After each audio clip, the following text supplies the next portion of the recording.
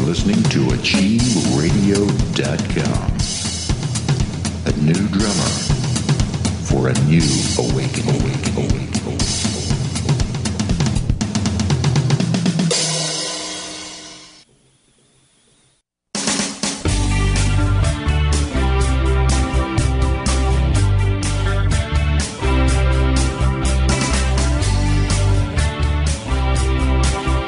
Across the realms and around the world, welcome to Outside the Box.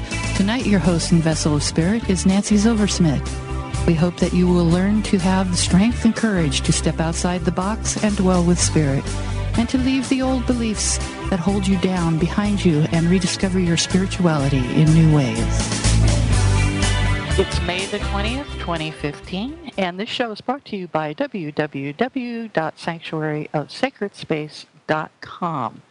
And tonight we will be talking about balance and maintaining that balance.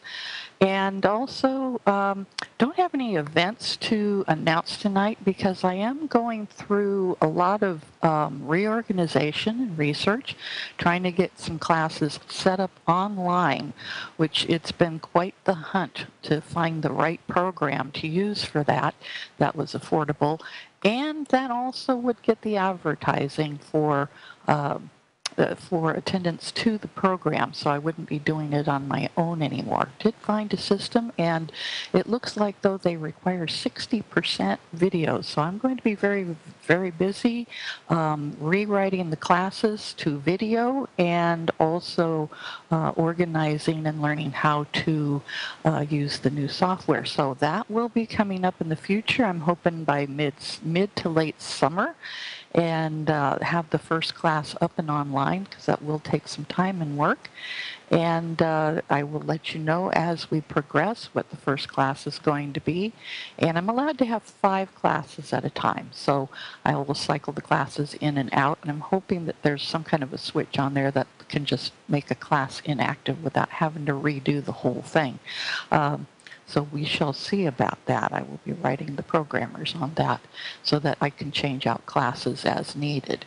Okay, dreams and visions, and I don't have anything in the news this week, but I did have some dreams going on, and one of them was about a friend that I don't dream about usually, and what I did with him is, as I called and I told him about it, I said, most of my dreams are symbolic, so don't take it literally, even though you've got a crappy diet and you're a little overweight. And he kind of chuckled about that, and it's just like, well, I had this dream that you were in the process of a stroke, and you called me on the phone, and I could hear the slurred speech and everything, and you were trying to say something, and I told you hand the phone to somebody else, which this is something I had done in real life with my late husband many years ago.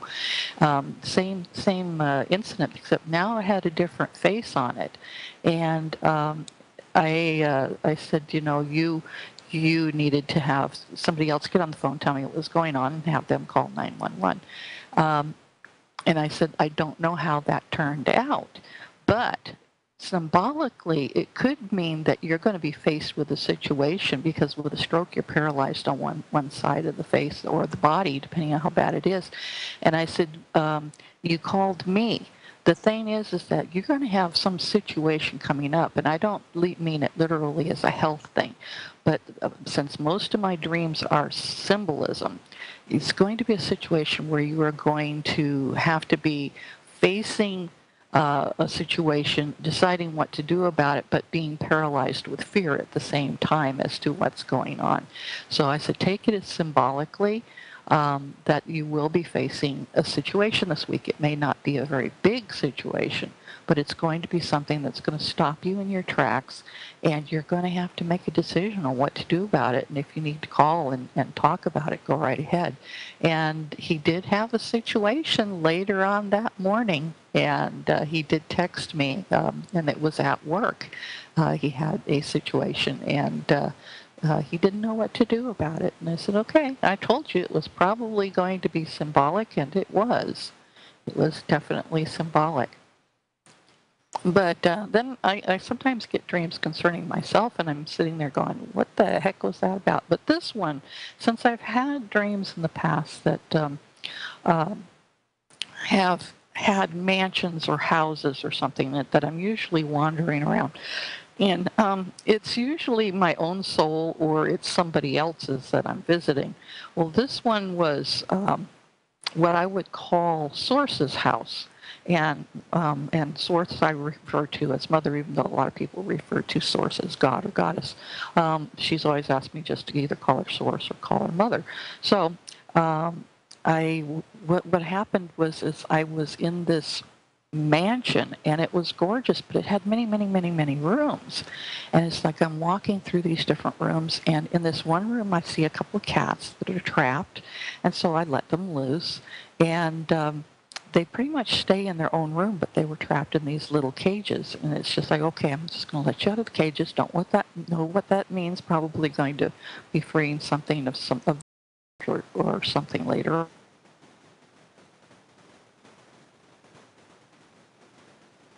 This the I would go out into the different rooms, and there were these huge expanse rooms, and they're all white except for the gold leafing that are on it. And it's usually floral and swirly designs and very elegant stuff. And there's big, huge glass stairway, and it curves and it goes up, and it has the gold leafing all on it as well. And the stairs are glass. Now, the problem with me with stairs, if I look down and I can see down when I'm going upstairs, I'm afraid of them. But I wasn't looking down with this instance, and it didn't seem to bother me. So I'm going up this stairway and into this hall, and I noticed that some of the doors you can't open. And I'm like, Source, what's going on? Mother, what's going on? I can't get into some of these doors. And it's like, well, you're not supposed to go into some of these. These are my rooms. They're locked. In your case, though, it would be if you were to go into one, what kind of a decision would you make? And I opened one that she finally let me into. She said, you can go through this one. And I went into it, and I had a deja vu moment. And it's like, okay, I know this place, but it looks different. It's got a paved white and gold road, and then the walls go up to like forever to the skies, and there's no roof, it's the skies, and there's the stained glass and everything. And I'm looking at it, and I'm looking at the symbolism, and there's people of these different religions walking around in their formal get-ups for their religion, for their status and stuff. And I'm looking around and I'm going, this has changed a lot. I said, this is not what I remember the last time I was in this room. I know I was in this room because I was having a deja vu. And I said, the last time I was in this room, it had a dirt floor, and the walls were trees that went up to the skies. And so the religions were not many. They were basically the religion of Earth, and the trees were the church.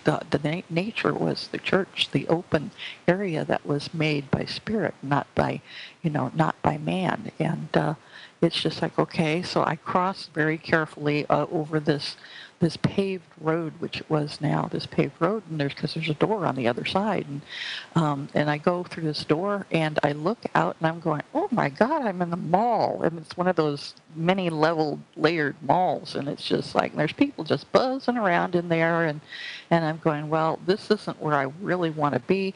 What I want to do is go back over to the mansion because I really don't need to go shopping in a mall. So I cross back over the religion path to the door on the other side, and I go back to the mansion. And it's like Sources there going, well, and I went and I gave my impressions, and it's like, okay. And I said, I'm fine with being in your mansion, but I don't remember the walls of religion being there before. So, and I said, and the shopping mall was just not what I expected. I'm a thrift shopper. I don't really like to go to malls unless I have a reason to be there. So yeah, I kind of avoided that. so that was the end of it, and that dream ended. So that had something to do with, it's again symbolism, and it's again choices. What choices would I make? And so obviously I made some choices, and that would be reevaluated. And every time I have something like that, it means my contract's being reevaluated with Source again. What am I ready for? What are my choices and stuff? So that does come up every now and then. But I had another dream, and this one was last year, and it was I'm driving down a winding road, and I'm looking up, and I'm seeing the moon on one side and some planet, and it wasn't realistic because the planet was very close to Earth, and so it wasn't in a realistic state, and it was a red planet. So I figured, okay, that's got to be Mars. Only red planet I know. Usually, the planet that we see here on Earth, the most common is Venus, either in the evening or early in the morning. But this one was Mars, and so there's heavy clouds that started rolling in. You could still see the planet and the moon amongst the clouds. And this big cruise ship comes by. And I'm still on a road on the ground. And this big cruise ship comes by through the clouds. And as it's coming through the clouds, it's just steaming along. And suddenly it starts to snow where I'm at again. And so the scene up in the sky disappears, and I have to pay attention to the road that I'm driving on because of the snow. And my last thought when that dream was ending, can't stop, got to keep going. Got to keep going because there's more up ahead. So very beautiful, very odd vision. But very detailed and realistic. Sometimes I get the stuff that's extremely detailed, and that one was one of the very detailed dreams. Sometimes you're just lucky if you get symbols. But that was last October. And what was I doing last October? I hadn't started back out doing my spiritual stuff publicly again. I was still reorganizing, trying to survive and everything, and starting to get things set up because just before the new year, I was going to start getting back into circulation again, teaching and other things. I was teaching privately in my home at that time, and but I wasn't teaching out anywhere else, and wasn't attending psychic fairs or anything, which I did start heavily doing in December. So what I needed to do at that time was earn money. So I was doing my eBay. I have an eBay store, and so I was doing that, and that was bringing in money just fine. But I had to keep going, and gorgeous things would be ahead. Gorgeous things were coming. The ship that was going to go through the clouds, the moon and the planet was going to light the way. And so things were coming. That did come true, and that was all symbolic because I got very busy in January. And up until this last month where the business started tapering off again, and that's where I have to start going in a different direction again. I'm going to talk a little bit about, we had our last Gifts of Spirit class last night. No, it was last night. It was Monday night.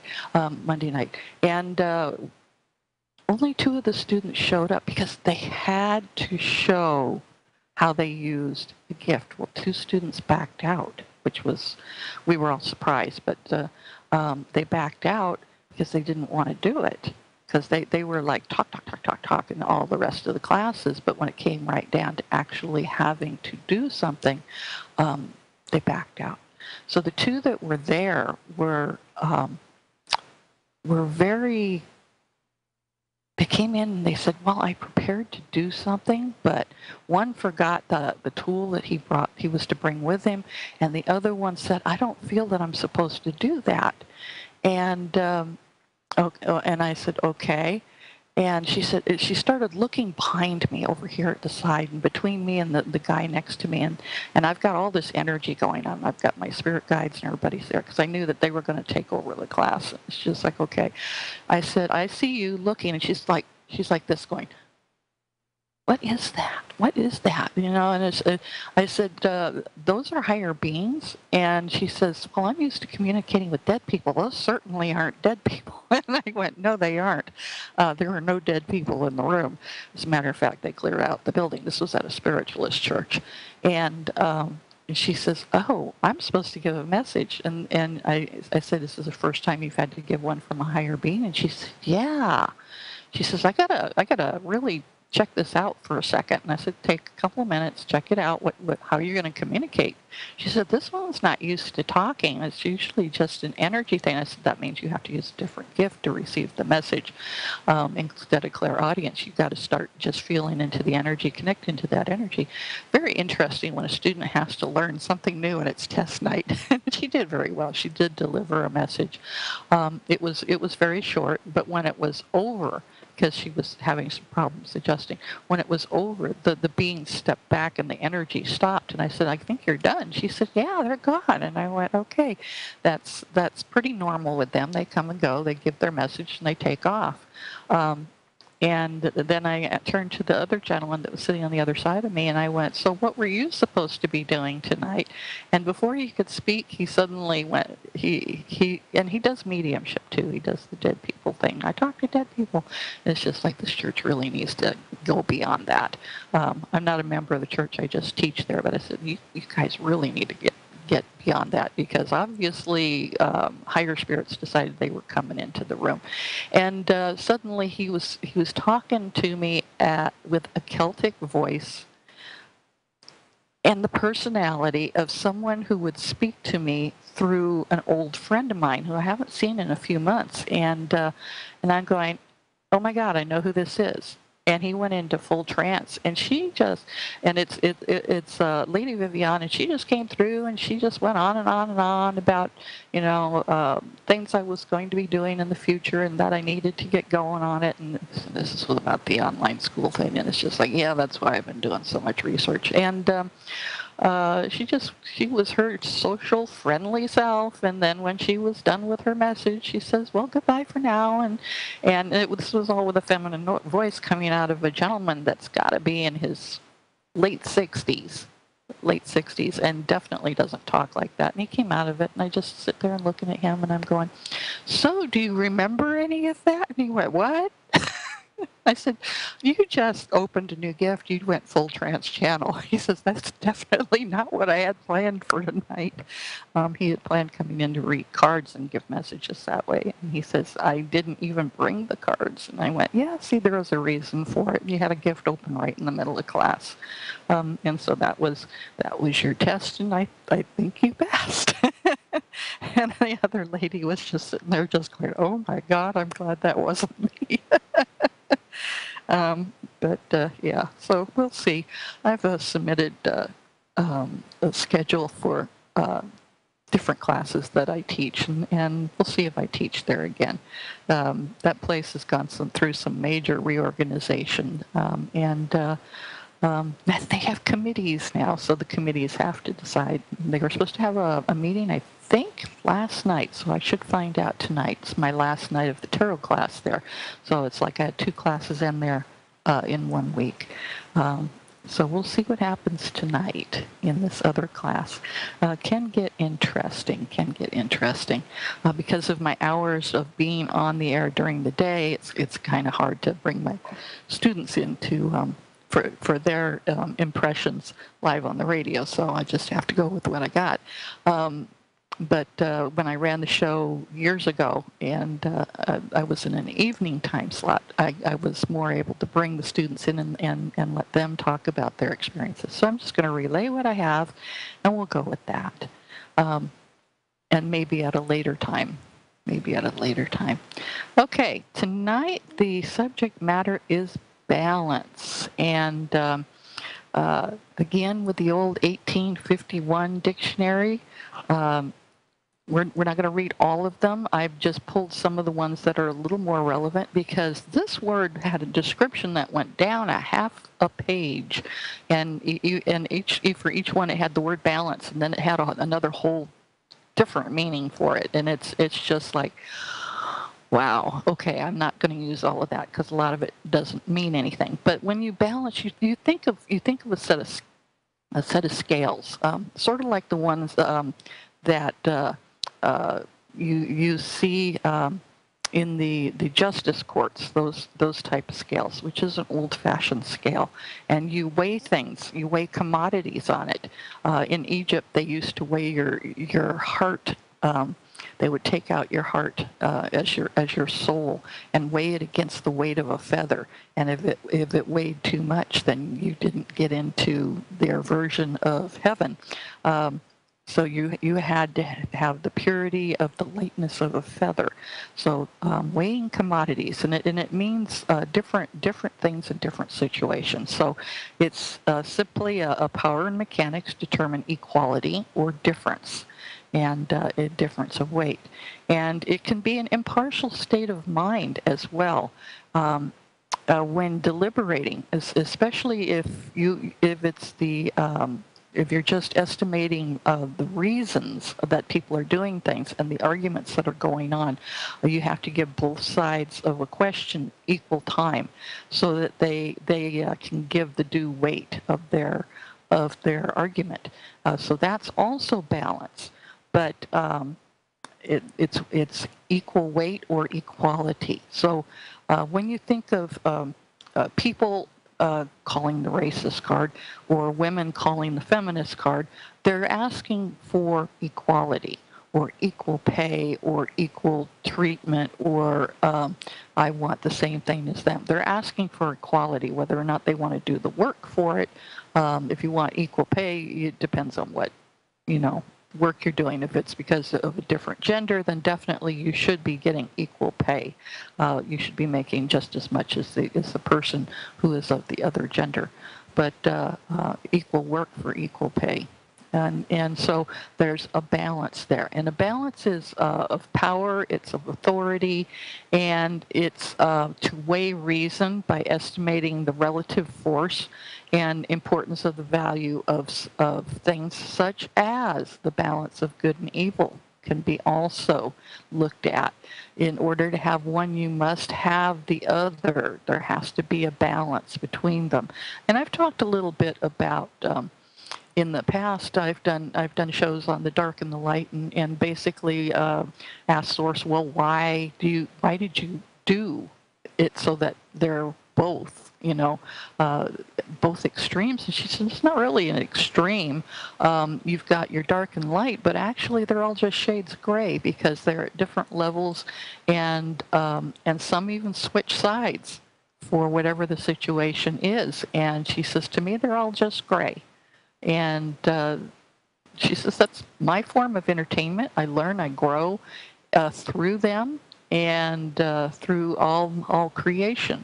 I experience it. Now, we'll come back to that a little bit later. But, yeah, interesting when you talk to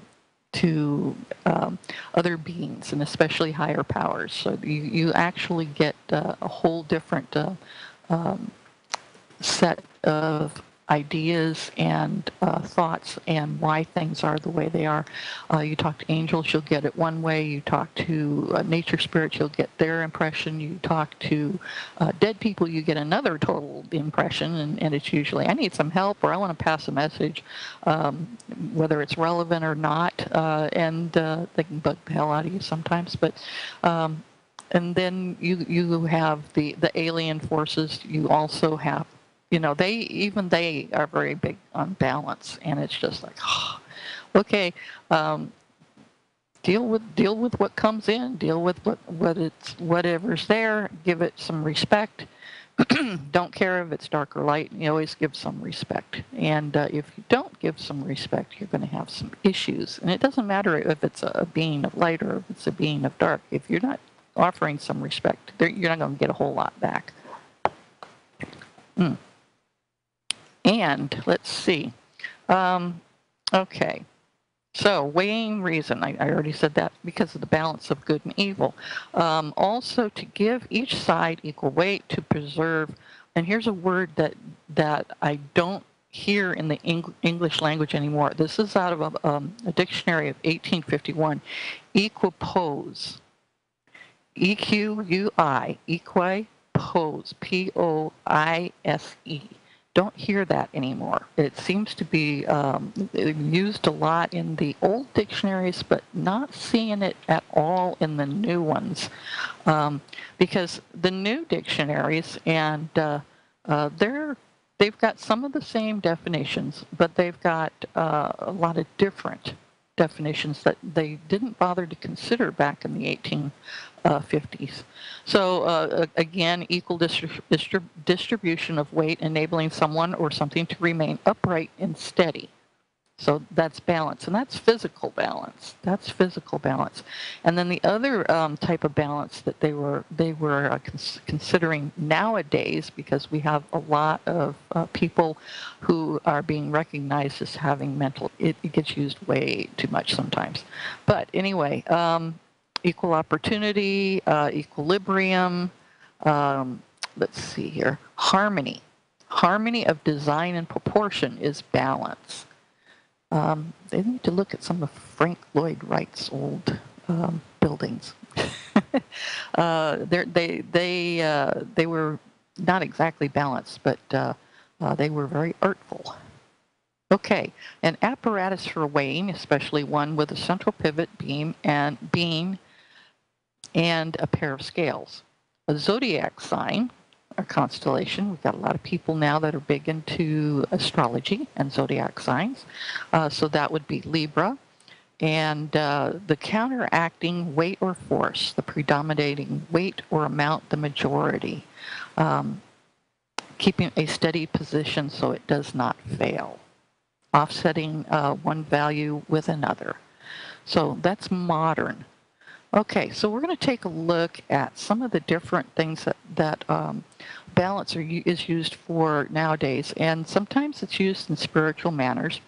And taking a look at balance, you take a good look at your deepest principles. What are your deepest principles? And you look at your passion. Okay, and take a good reality check on passion when you are discussing passion, because passion is not always a good thing. Passion, if it's done in the heat of passion, people have died that way. So you have to be careful. You take a passion and take a step back for a moment, take a reality check with that. It doesn't mean that spiritually that you have to deny yourself of the pleasures that are out there, okay? It doesn't mean denying life's pleasures to be in balance, okay? But what it does mean is you don't want rampant desires going on, that you're not thinking about the consequences before you take action, okay? Because if you are out of balance and all about desires, and there are people like that, there are people out there that are like that, and their rampant desires that they got to feed those all the time. That's actually being very out of balance.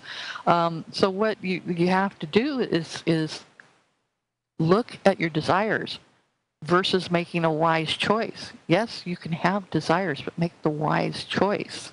Okay, honor that desire, honor that passion, and recognize that when we have true passion and true desires, that those are gifts from Spirit. Those are gifts from the Source. Those are gifts from God. Okay, but note that not if it's going to constantly rearrange your life and you can't get anything done, and you have to feed your desires, it means you're going a little off kilter there. It doesn't mean that that's a gift from God. That's a choice that you've made by just feeding your desires. It's like a gamer that's in front of video games for extensive amounts of time. It's okay to play for a couple hours or in a competition with friends at a party or something, but not for days on time. There are those who feed their desires, their passion, and it becomes an addiction. And there are people who've actually died in front of those video games, and nobody's discovered them for a while, because they're usually recluse. So you have to have some wisdom going on here. What is an extreme? what is taking over your life, what is interfering with you going on with your life. So take a good look at that. You have to have balance, okay?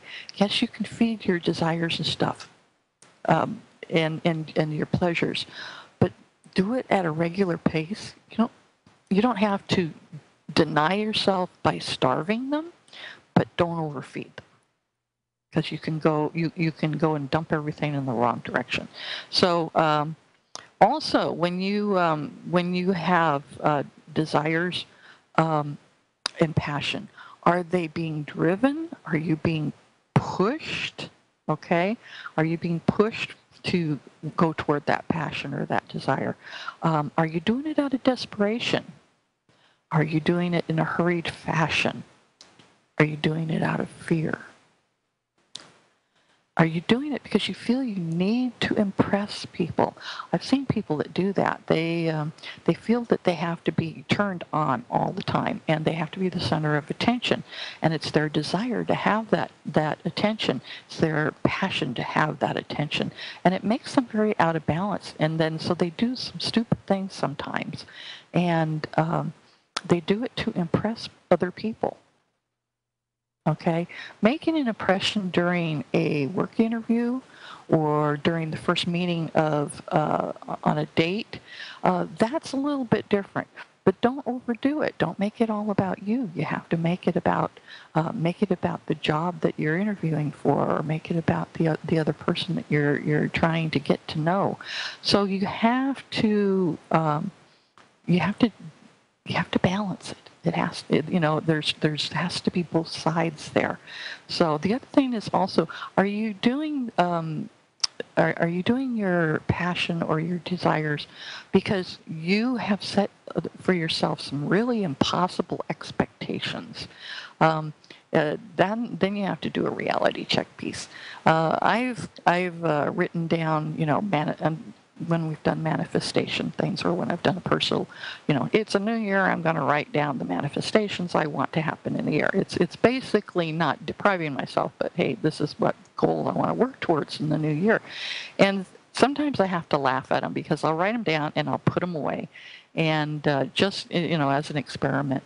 And then at the end of the year, pull it out and see what I've worked on and what I haven't worked on, and has any of it come true. Well, because of necessity and other things cropping up in my life, goals change, things change, and you look back, okay, winning the lottery is not very a very possible expectation that you've won millions of dollars on the lottery. Let's just say that was one of your things on the list. Yes, you do play. That play you got to win, but don't go overboard. Don't get into a gambling habit, and so on and so forth. So don't go to an extreme. And the thing is if you've made that your goal for the year, it's taking that desire and passion to an extreme. That's taking it also to an addiction. So you have to take an impossible expectation, break it down into pieces, and look at the reality, look at the wisdom behind it, and see if that's something that can actually be achieved. And like I said, you can always put that list away and then deal with life as it is and continue to move forward, and realize that things change. Things change constantly. And so go back and look at that impossible expectation later and laugh at it and go, okay, we can move on now. So take a step back. Think. If you have to, take a step back from something. Okay, if your life is out of balance, really do the reality check thing. Think about it. Walk away from it if you have to. Sometimes you get into a situation where you have a really pushy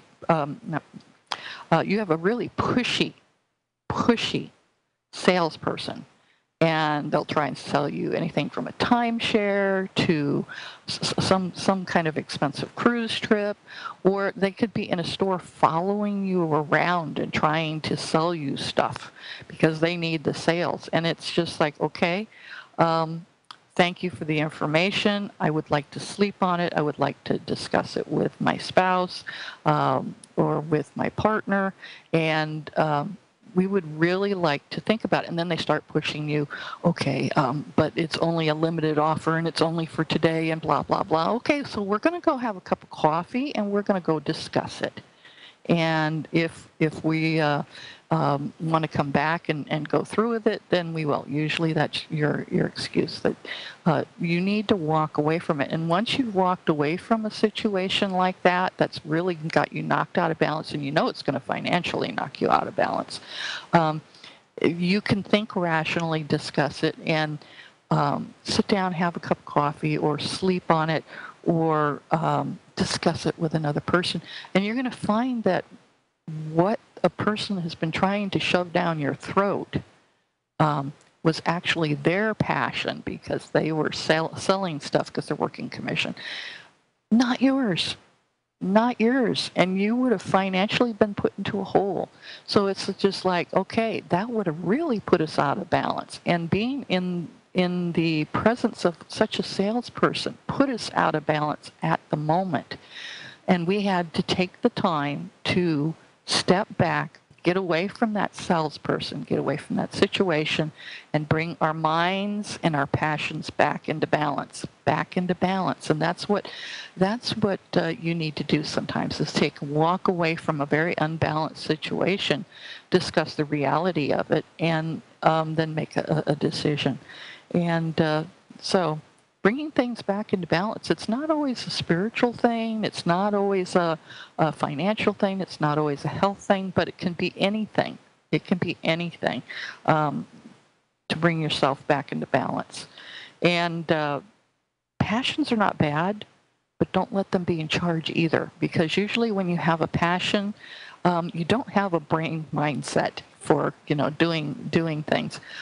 Take and sit down, and if your passion is a real passion, it's like you have Steve Jobs, and his passion was moving forward and making technology easy and beautiful for people to use. But he had a couple reality checks along the way, but he kept going. His was a real passion. Okay, and he did, it did knock him out of balance for a while. It does for a lot of entrepreneurs when you are starting a business, and now speaking about entrepreneurs in general, it will, at the beginning, knock you out of balance, because you have to dedicate the time, and you have to dedicate the effort, and the family might have to take a back seat for a while until you get steady in what it is you're doing, and it starts going and it starts moving, and then you don't have to micromanage everything. And when you're an entrepreneur, when you're first getting started, you have to do everything. I know I've had business myself where when I first opened, I worked 7 days a week. Then I started closing on Mondays, definitely to the public, Sundays sometimes unless I was teaching a class, and start taking some time for myself and time for my family. So entrepreneurs, they have to start out, they have a passion, they have a desire, they have the motivation, they get things going, they get a little out of balance, but it comes to a point eventually where that balance has to be brought back into a position. And so they have to really, really balance it, because if they continue to be unbalanced and doing everything and not learning how to delegate, if they're micromanaging everything, they're working their ass off, it starts to affect their health. And then we go out of balance in another whole different way. So when something starts affecting your health goes out of balance. And in order to bring that health back into balance, sometimes we have to stop what we're doing, change, and make the changes, okay? And you have to temper your desires and your passion with wisdom. And sometimes that means you have to change, okay? There's a quote out there, it's called, almost every wise has an opposite, no less wise, to balance it. And that's George Santayana. And that was his quote. So moving into balance. Balance has been a foundation in universal laws and how you can improve your own life. And this is the thing that we hear a lot. You need to improve your life. You need to get into balance. You need to get into harmony. You need to get your yin and yang going. And your yin is your masculine side, and your yang is your feminine side. And you're a woman that has too much femininity, so you're out of balance because you can't do anything for yourself, and you need to up that yin a little bit because you got to have some masculinity, and go out there and start doing things for yourself and facing things. Grow some balls. And you hear that a lot. Grow some cojones, and it's just like, yeah, I bite my tongue sometimes when I hear people talking like that, and the other way around too. But the thing is that the yin and the yang are the energies of being, and the energies are symbolized usually by a black and white circle that's got a squiggle in the middle, and there's a little black dot in the white side, and there's a little white dot in the other side, and it's just like you have to have the balance, but you've got to have both. And there's a little of the opposite in each piece anyway. And so you're bringing the qualities of your balance back into harmony. So now I'm talking with the New Agey talk. Okay, so bringing your qualities back into harmony. So, and they can spin out of harmony at any time. They can spin out at any time. They cannot exist without each other. Okay, whatever is that you need to bring back into balance, there's always an opposite to it. And they're always, for one to exist, they have to have the other. Okay, for us to have good health, we have to have bad health, because this is how we get immunity to things. Okay, we get a cold and we go through it, or we get the flu and we go through it, and the next time we have it, it's not so bad, unless we get a different strain of it, and then it's another whole situation. But when we were kids, this was back before we had 10 million vaccinations. We did have a few, but not a whole lot. I had measles, I had mumps, I had rubella, I had red measles, German measles, and chickenpox. And we basically, if somebody had it in the neighborhood, everybody brought their kid over and exposed them, and then they were immune for the rest of their life. Unless they have had the chickenpox, of course. Now they found out that you get shingles from that if you've had it. But if you had somebody with mumps, you went and exposed your kid to that too, because you didn't want them growing up and then getting mumps, especially if you had a male child, because they would swell out like this. But not only would you get mumps, it could sterilize a male. So you exposed your child when they were young. Well, now we've got vaccinations for everything, but people are still getting it, and now it's hitting people harder than it used to, because they did not build that immunity. So immunity is a good thing. Immunity is a good thing. So you have your good health, you have your bad health, and what do you do about it? You have black and white, masculine, feminine, moist, dry, good and evil, dark and light. These are all different forms of balance. You've got to have one for the other to exist. And then if you want to take it all back to the beginning, back to source, back to God, who is all, means that everything that exists began somewhere. It all began with the Creator, who had everything. Okay, and that's called perfection, and being in perfect balance, perfection. And you can't be in perfect balance and be living. Okay. You can't be in perfect balance. The only one who is in perfect balance is the origin of all things. That's the only one who's in perfect balance. So we were created, and we could experience the different forms of balance, and we could be in awe of the one who has the perfection. But we can learn to appreciate it by being out of balance, experiencing the opposites, and bringing ourselves back into balance. Though it would not be a perfect balance, and that's because we're in constant flux. We're under constant change. And so in order to appreciate light, there has to be dark. You walk into a room and it's dark, and you flip a light on, and then you see everything. Well, to appreciate the light, the room had to have been dark. Okay? So Let's look at it that way. To appreciate good. If you didn't know what good was because there was no bad, you wouldn't appreciate it. So in order to appreciate good, you have to appreciate the fact that there's bad. Okay? So it doesn't mean ripping all the negativity out of your life. That's just not going to happen. But it's all right to be in the negativity for a period of time as long as you balance that out with positive. And that's the way most people exist. They're balancing constantly both of these things. They're balancing their negativity with the positive. And then we have these little people that run around in their bubbles and positive, positive, positive, positive, positive, positive. And it's just like, then something bad happens and they kind of fold under the pressure because they don't know what to do.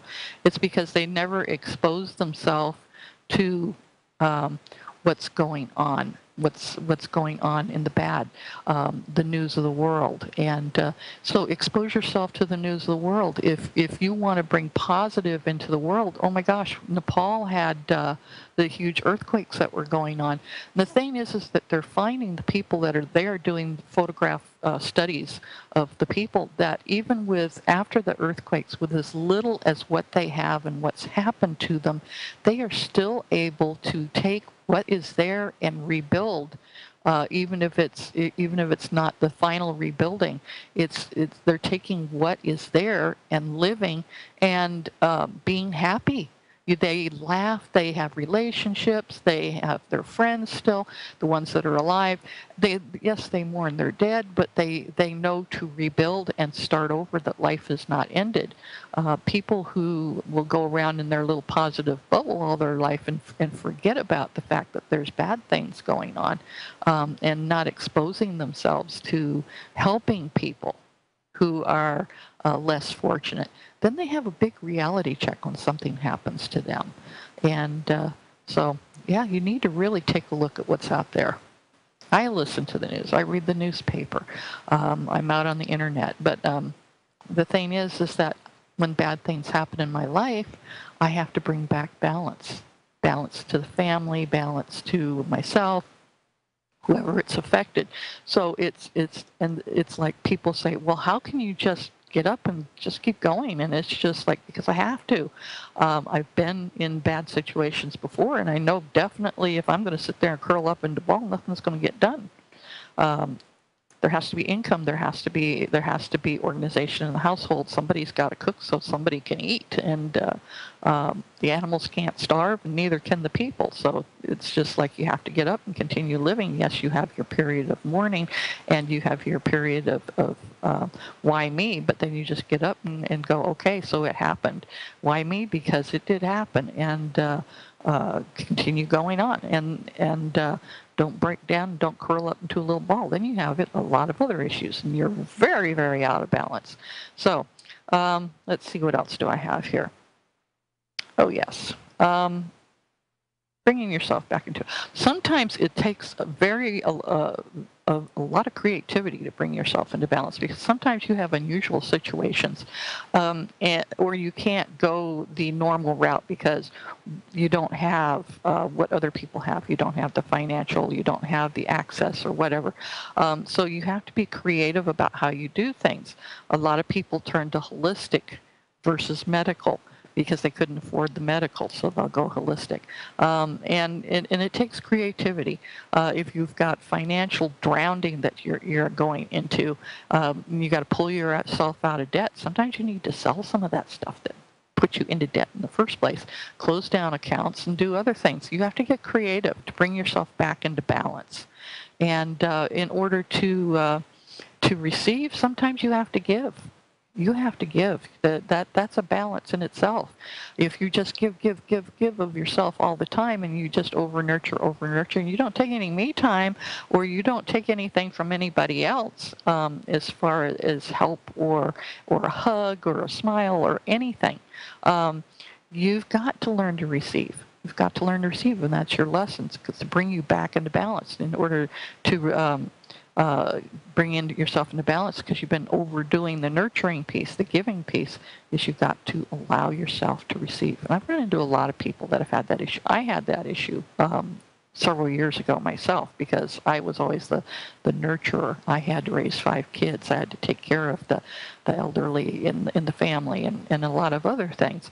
I was always give, give, give, give. And it's just like I finally had to put my foot down and say, I have to take some me time. And you'll see it on Facebook. I'll when I go off and do something, it's usually a movie or something, I'll go, me time, and state what I'm out doing so nobody bothers me, which is like family. Nobody will bother me. Anyway, help others, but help yourself. Definitely help yourself. Become aware.